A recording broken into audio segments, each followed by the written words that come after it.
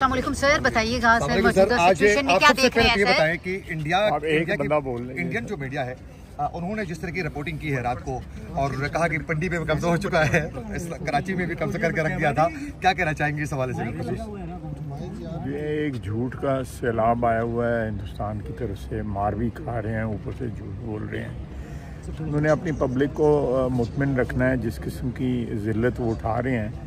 अब वो ये तो नहीं बताएंगे कि हमें जो है हर जगह जो कंट्रोल लाइन या इंटरनेशनल बॉर्डर या वर्किंग बाउंड्री सब जगह कुट पड़ रही है, तो इतराफ़ तो वो नहीं करेंगे, लेकिन उनका झूठ साथ साथ जो है बेनकाब होता जा रहा है। अच्छा, पाकिस्तान की जानिब से इंडिया के हमले पर जवाबी कार्रवाई तो हो चुकी है, लेकिन हमला उसी तरह का होगा कि जिस तरह उन्होंने अहदाफ को चुन के निशाना बनाया पाकिस्तान में, मसाजिद को, आम शहरियों को, तो पाकिस्तान ऐसा हमला कर ले?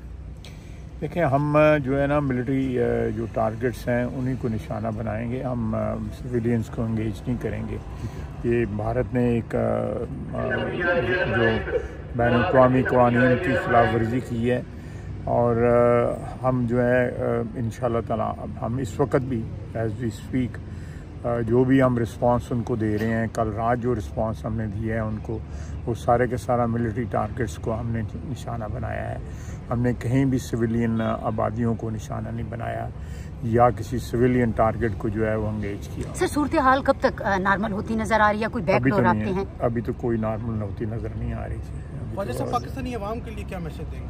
पाकिस्तानी अवाम जो है वो चिल करें, अल्लाह के फजल से उनकी फौज जो है उनकी हिफाजत कर रही है। सर, पाकिस्तान दबाव कबूल करेगा कोई बाहर से? परवाज़ों में बड़ा खलल है, उस हवाले से क्या कहते हैं?